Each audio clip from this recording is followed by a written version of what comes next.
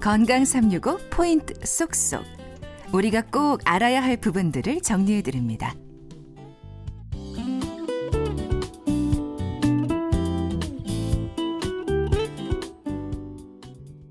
건강 365 박광식의 건강 이야기는 KBS 홈페이지와 유튜브 KBS 콩 그리고 팟캐스트로도 서비스됩니다. 오늘은 이 퇴행성 관절염에 대해서 성균관의대 강북삼성병원 정형외과 손동욱 교수와 함께 알아봅니다. 그러면 이 퇴행성 관절염은 골관절염과 같은 뜻이다 이렇게 앞서 얘기를 했는데 퇴행성의 의미가 무엇인지 좀 궁금합니다. 퇴행성은 얘기했듯이 나이가 들면서 자연히 발생하는 거고 이제 궁금해하시는 게 그러면 많이 쓰면은 젊은 나이도 생길 수 있느냐? 물론 많이 쓰면은 안 쓴 분보다는 빨리 닳는 거는 맞는데 그것만으로 많이 썼다고 해서 젊은 분이 생기지는 않거든요, 거의. 그래서 나이가 들고 또 그 과정에서 많이 쓰면은 아무래도 더 발생할 확률은 높은데 그 과정에서 뭐 나이, 인종, 그다음에 성별 이런 여러 가지 유전적 요인이 합쳐지면서 그 퇴행성 관절염이 발병한다고 생각하시면 됩니다. 그러니까 사실 퇴행성 관절염 하면 많이 움직이고 걸어서 그 연골이 다 닳아서 생겼다고 생각을 했는데 그 요인도 있지만 그렇지 않아도 나이만 들어가도 이게 연골이 퇴행할 수 있다 이런 뜻인가요? 맞습니다. 그 나이가 들면서 이제 관절염도 우리 몸의 신체 일부분인데 들면서 좀 눈이 빨리 나빠지시는 분도 있고 귀가 빨리 어두워지시는 분도 있고 그런 여러 가지 개인의 특성상 상태에 따라서 관절염이 좀 빨리 오시는 분들이 있습니다. 똑같이 이 무릎을 사용해도.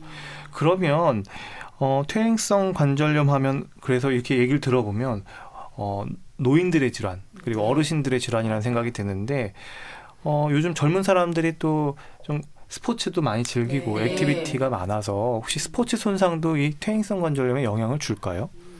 맞습니다. 그 스포츠 손상으로 아까 얘기 드렸던 십자인대나 연골판이 이제 심하게 손상돼서 수술을 받거나 해서 이제 그 기능이 온전치 못하면은 아무래도 젊은 나이에 관절염이 발생할 수가 있습니다.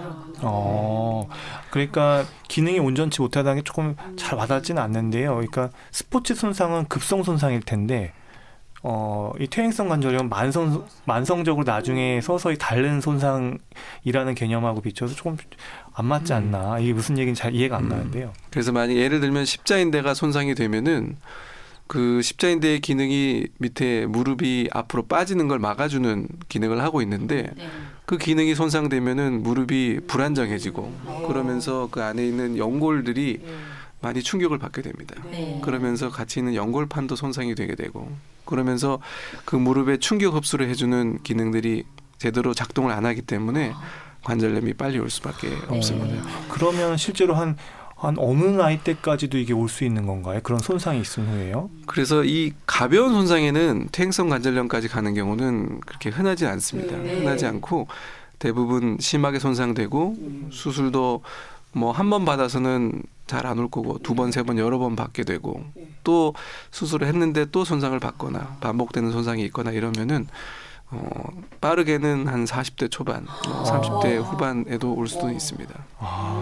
20대에 다친다면. 20대에 다칠 경우에는 그러니까 거의 다른 사람들보다 20-30년 더 일찍 퇴행성 관절염이 올 수 있다. 그럼 퇴행성 관절염을 얘기할 때 성별에 따른 차이가 있나요? 저는 보시면 다 관절은 다 아프신 분들은 많은데 유독 좀 할머니 분들을 더 많이 봤던 것 같아요. 그 성별의 영향이 굉장히 많습니다. 퇴행성 관절염 유병률을 조사해 보면은 우리나라 전체 인구 중에 여자분은 15%가 퇴행성 관절염을 앓고 있는데 남자분은 5% 정도만 앓고 있고 그리고 또 중요한 게 그 심한 관절염, 인공관절 수술이 필요할 정도로 심한 관절염은 여자분에서 한 10배 정도로 더 높습니다. 그래서 퇴행성 관절염은 그 여자분들의 질환이라고 할 수 있습니다. 지금 오늘 출연하신 주부님들께서 지금 큰일 났다 지금 저희 방청석에서 지금 연신 얘기를 하시는데요. 그러면 퇴행성 관절염은 유전적인 영향도 있습니까? 유전적인 영향도 있습니다. 근데 앞에 얘기했듯이 뭐 나이, 성별, 그다음에 그 사람의 직업이나 그다음에 행동 패턴 이런 여러 가지 요인이 복합적으로 작용하는 거지. 우리 어머님이 관절염이 있다고 해서 그 따님이나 아드님이 반드시 생긴다 이렇게는 볼 수는 없습니다. 좀 하나로 단정짓기는 어려운 질환이다. 그러면 퇴행성 관절염 앓는 분들이 떠올리는 가장 이게 흔한 말들이요. 뭐 이제 아프다 빨래 걷어라 뭐 이런 얘기 보셨나요? 그러니까 뭐 기압하고 기온하고 이런 얘기 드릴 텐데 영향이 있나요? 네, 이거는 과학적으로도 증명이 돼 있는 거고 왜 그러냐면은 비가 오거나 이러면 이제 기압이 떨어지니까는 관절 압력이 증가하게 됩니다. 그러면서 통증을 더 예민하게 느끼고 또 기온이 떨어지면은 혈관이 수축하니까는 그 주변 영향으로 인해서 또 통증이 더 있게 됩니다. 믿겨지지가 않는데요. 이 대기압이 조금 낮아졌다고 해서 이 무릎에 있는 안쪽에 있는 압력이 그냥 영향을 받는다는 게 참 신기합니다. 그러면 퇴행성 관절염의 어떤 이 발병, 악화 이런 게 계절하고도 연관이 있을까요? 방금 이야기하신 대로 기온하고 기압을 얘기하신 거면 좀 계절에 따른 영향도 있지 않을까 싶은데요.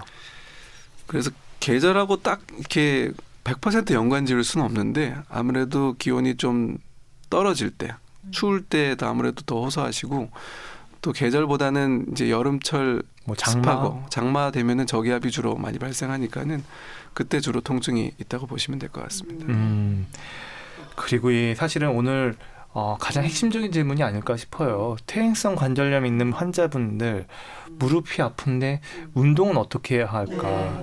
걸으라고 하는데 도저히 걸을 수 없는데 좀 운동에 대해서 한번 정리를 좀 확실히 해주시죠. 운동은 말씀하신 대로 반드시 해야 되는 거고 그러면 이제 대부분 환자분들이 얘기하시는데 이렇게 아픈데 어떻게 운동을 하냐고 맞아요. 하시는데 이제 그럴 때 도움 받을 수 있는 게 이제 약물 치료나 뭐 주사요법 같은 걸 도움 받을 수 있는데 대부분 약물들이 퇴행성 관절염에 쓰기 위해서 위장장애도 적고 장기적으로 복용할 수 있는 약들이 많습니다. 그래서 그런 약을 복용해서 증상을 낮춘 다음에 그다음에 운동을 시작하는데 처음부터 어느 일정 이상을 하려고 노력하시기보다는 작은 양부터 서서히 늘려가시는 게 좋습니다. 그래서 증상을 먼저 가라앉힌 다음에 이제 자기가 감당할 수 있는 만큼의 운동을 하면서 그렇게 해서 근력이 점점 붙으면서 운동량을 늘려가시는 게 가장 현명한 치료 방법인 것 같습니다. 그럼 어떤 운동을 하면 좋을까요?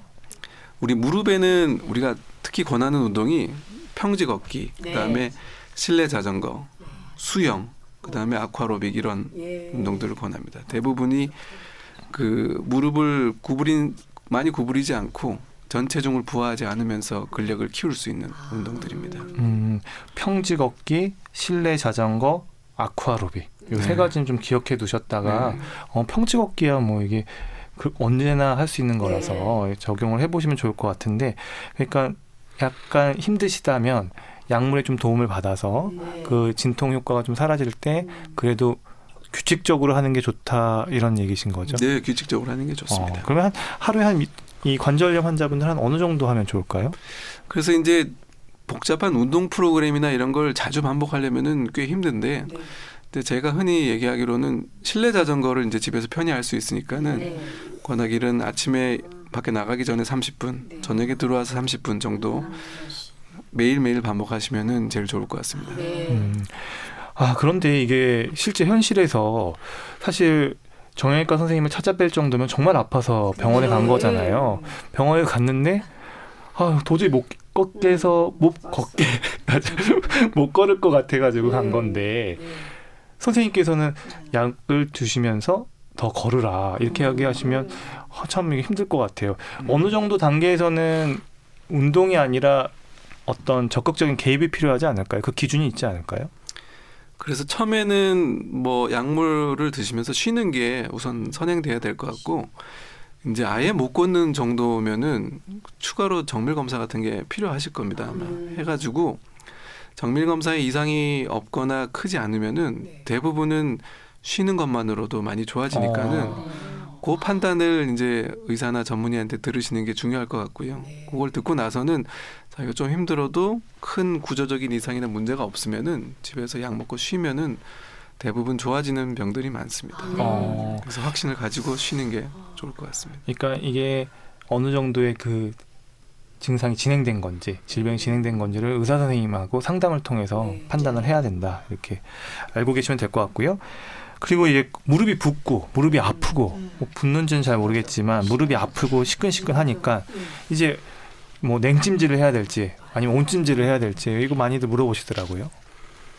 그 냉찜질, 온찜질은 이 질병의 경과를 바꿀 수는 없습니다. 뭐 관절염이 있으면 없게 할 수는 없는데 대부분 이제 냉찜질은 급성기 손상 때 다리가 금방 다쳐서 붓고 아플 때 그때 하고 또 이제 관절염 같은 경우에는 많이 쓰고 저녁에 다리가 부어 있고 이렇게 욱신욱신할 때 할 수 있고 온찜질은 이제 관절을 쓰기 시작하기 전에 좀 뻣뻣할 때 주로 아침에 네 그렇게 하시는 게 좋다고 볼 수 있겠습니다. 아, 또 시간대가 또 있군요. 오늘 깨알 같은 또 정보를 하나 얻어갑니다.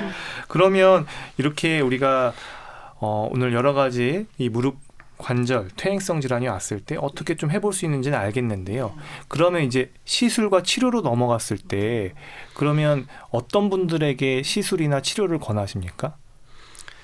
근데 기본 원칙은 먼저 보존적 치료, 약물 치료나 운동 치료를 충분히 3개월 이상 해보고 계속 통증이 반복됐을 때 그때 우리가 정밀 검사 MRI 같은 게 필요하고 그 MRI에서 우리가 시술이나 대부분 이제 수술 같은 게 그걸 교정했을 때 환자분 통증이 급속히 이제 완전히 좋아질 수 있을 때 그때 이제 수술을 많이 권하게 되어 있습니다. 그래서 이제 단계적으로 처음에는 비수술적 치료를 충분히 해본 다음에 호전되면은 그 상태로 지켜볼 수 있는 거고 그게 만약에 호전되지 않으면은 수술이나 아니면 시술 같은 치료가 필요할 수 있습니다. 그러면 그 환자분의 나이도 연령도 고려 대상인가요? 연령도 굉장히 중요합니다. 연령에 따라서 할 수 있는 치료도 굉장히 다양하게 돼 어떻게 있고 달라지죠? 예를 들면은 퇴행성 관절염에서 이제 좀 젊은 분들, 퇴행성 관절염에서 젊은 거는 50대라고 볼 수 있는데요. 50대의 관절염이 진행하기 전에 우리가 해볼 수 있는 치료로 교정절골술이라고 해서 다리 모양을 보통 우리나라는 다리 안쪽 O자형 다리가 많은데 그걸 펴주는 수술을 할 수 있는데 이 50대가 넘어가서 60대, 70대가 되면은 이미 관절염이 좀 진행하게 되고 또 관절염이 심하지 않더라도 이 수술은 보통 권하지 않게 되고 나머지 이제 그 수술 이후에는 또 나이가 들어서 65세 이상 되면은 인공관절 수술 같은 게 뭐 우리가 시행하게 되고 인공관절 수술은 50대나 이렇게 젊은 분들 관절염에서는 또 시행하지 않습니다.